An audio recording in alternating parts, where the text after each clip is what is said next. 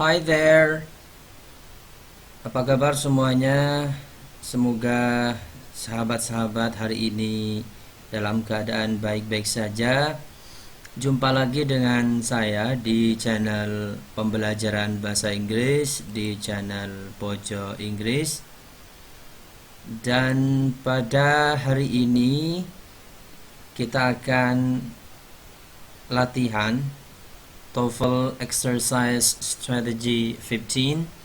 Kita akan latihan TOEFL Strategi 15. Materinya adalah Inverted Subject Verb, pola susun balik subject verb. Materinya khusus membahas tentang conditional without if.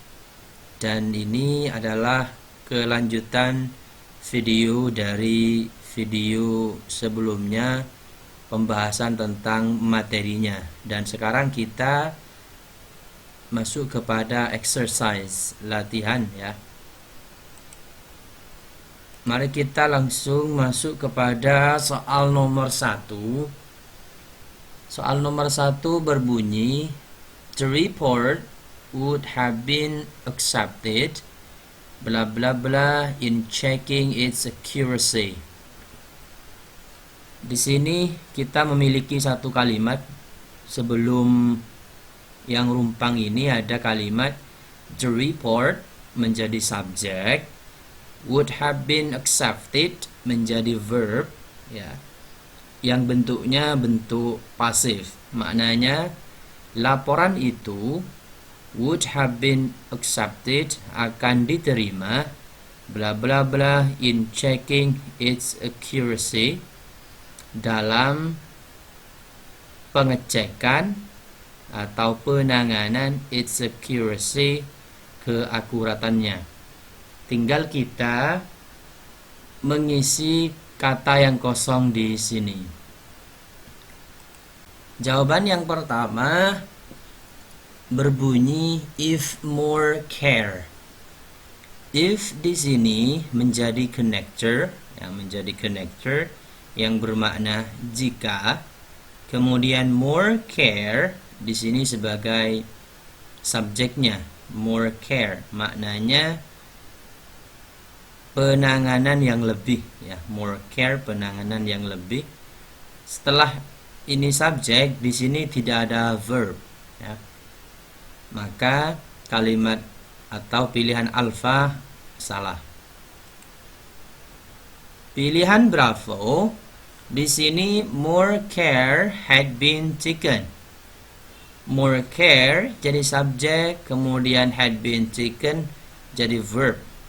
Satu subjek, satu verb. Berarti dengan yang di awal di sini berarti dua kalimat, tetapi di sini minus connector. Tidak ada connector. Maka bravo juga salah. Pilihan Charlie had taken more care. Di sini auxiliary verb sekaligus verbnya mendahului subjek. Itu secara struktural dalam bahasa Inggris tidak boleh ya. Jadi kalau ada auxiliary verb plus dengan verbnya bersamaan mendahului subjek, itu dalam aturan bahasa Inggris tidak boleh. Harusnya setelah auxiliary verb itu subjek, baru kemudian verb aslinya. Maka Charlie, karena tidak sesuai dengan aturan baku bahasa Inggris, Charlie salah.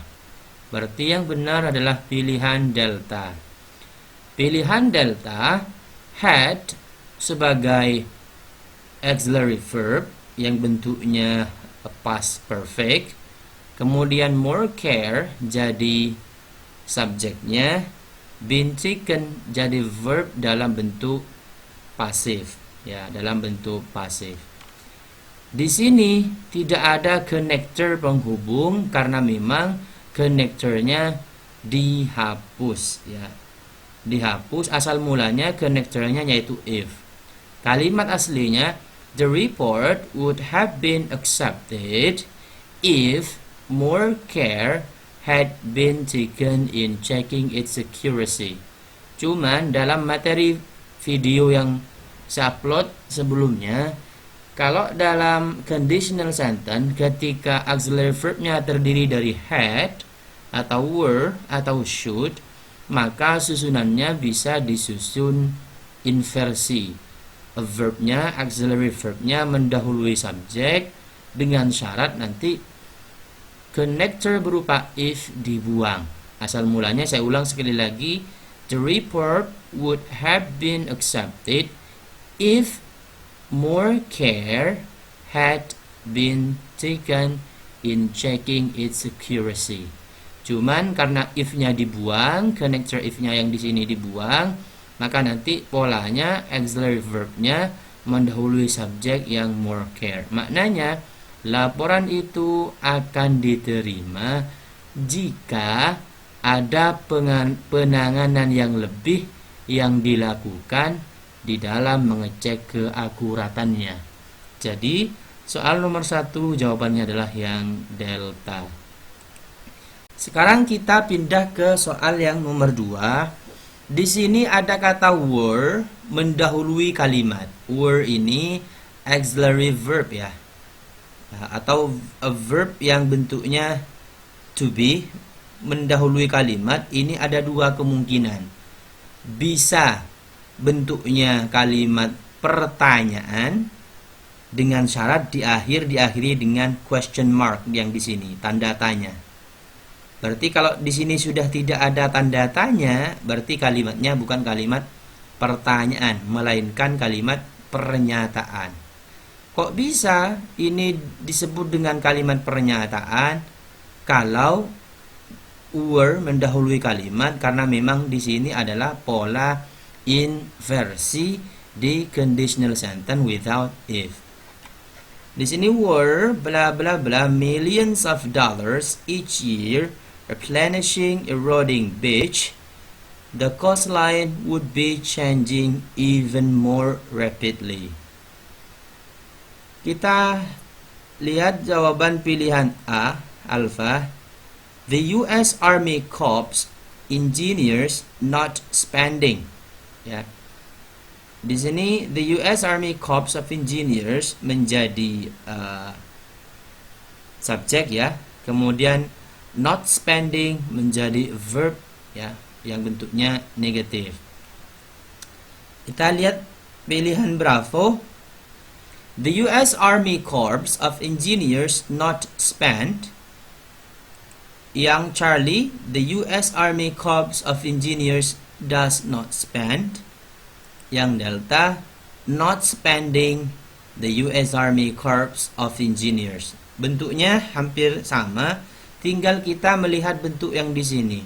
Ingat, were itu nanti kalau ada verb yang lain, ya, were kalau ada verb yang lain, maka verb yang lain itu atau verb utamanya bentuknya harus berbentuk verb ing.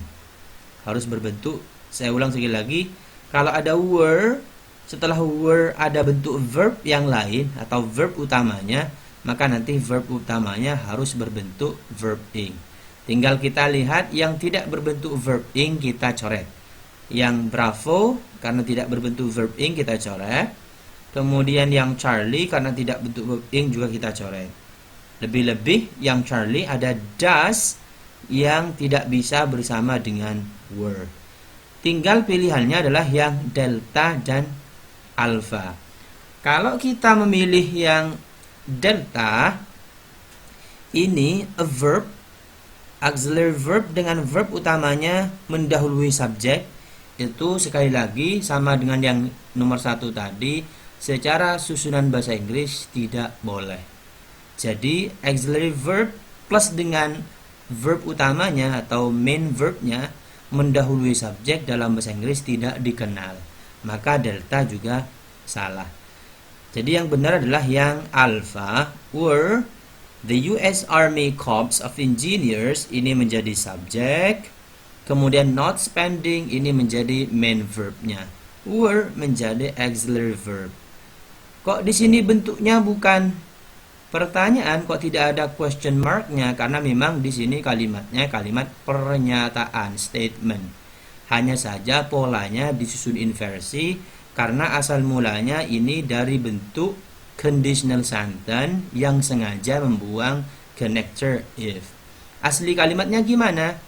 If the US Army Corps of Engineers were not spending millions of dollars each year replenishing eroding beach, the coastline would be changing even more rapidly.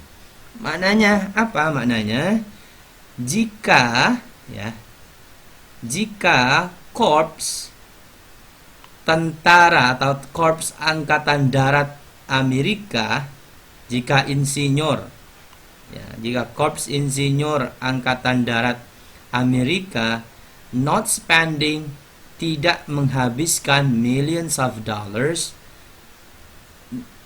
jutaan dolar each year, setiap tahun, replenishing, dalam mengisi eroding beach, pantai yang terkikis, the coastline, garis pantai, would be changing, akan berubah, even, bahkan, more rapidly, lebih cepat. Jadi jawabannya yang alpha, bentuk inversi dari conditional sentence without if. Sekarang kita pindah ke soal yang terakhir. Di sini soalnya bukan pilihan ganda, tetapi soal analisis yang apakah kalimat ini correct or incorrect. Kita lihat, he would have been in big trouble had not he remembered the assignment at the last minute. Maknanya dia akan berada dalam masalah yang besar. He would have been, dia akan berada in big trouble, dalam masalah yang besar, had not he remembered the assignment at the last minute. Di sini kalimatnya yang pertama ini sudah satu kalimat, sampai trouble ini satu kalimat. Ini had not he remembered the assignment at the last minute, ini kalimat yang lain. Berarti di sini dua kalimat. Connectornya mana? Connectornya memang sengaja dibuang ya. Di sini ada connector if aslinya. Cuman di sini ingat, kalau ada kalimat bentuknya conditional, kemudian connector if-nya dibuang, maka susunannya adalah verbnya mendahului subjek. Apakah di sini sudah tepat verb mendahului subjek? Di sini memang ada had yang mendahului subjek he. Cuman di sini masih ada not, pemisah antara had dengan he. Not-nya ikut ke had-nya. Apakah ini benar secara susunan dalam bahasa Inggris? Ya, ternyata ini salah. Ya, jadi incorrect. Ya, jadi had dipisah oleh not dengan subjek. Di sini dalam bahasa Inggris juga tidak dikenal rumus yang seperti ini. Harusnya not-nya ada setelah subjek he. Jadi yang benar gimana kalimatnya? Yang benar bisa seperti ini. He would have been in big trouble had he not remembered the assignment at the last minute. Atau kalimatnya bisa yang bentuk semula, bentuk aslinya. Seperti ini. He would have been in big trouble if he had not remembered the assignment at the last minute. Maknanya baik yang A maupun yang B sama, hanya yang B ini bentuknya bentuk aslinya, bentuk yang tidak mengubah susunannya, disusun lengkap dua kalimat dengan satu connector berupa if, yang di atas dua kalimat dengan membuang connector kemudian disusun inversi. Maknanya dia akan berada dalam masalah yang besar jika dia tidak ingat tugas itu di menit-menit terakhir. Bagaimana teman-teman? Mudah sekali bukan? Ya, jadi soal TOEFL itu sangat mudah sekali asal kita mengetahui trik-trik atau cara menjawabnya. Itu saja barangkali untuk latihan pada video pembelajaran kali ini. Semoga bermanfaat. Sampai jumpa di video berikutnya.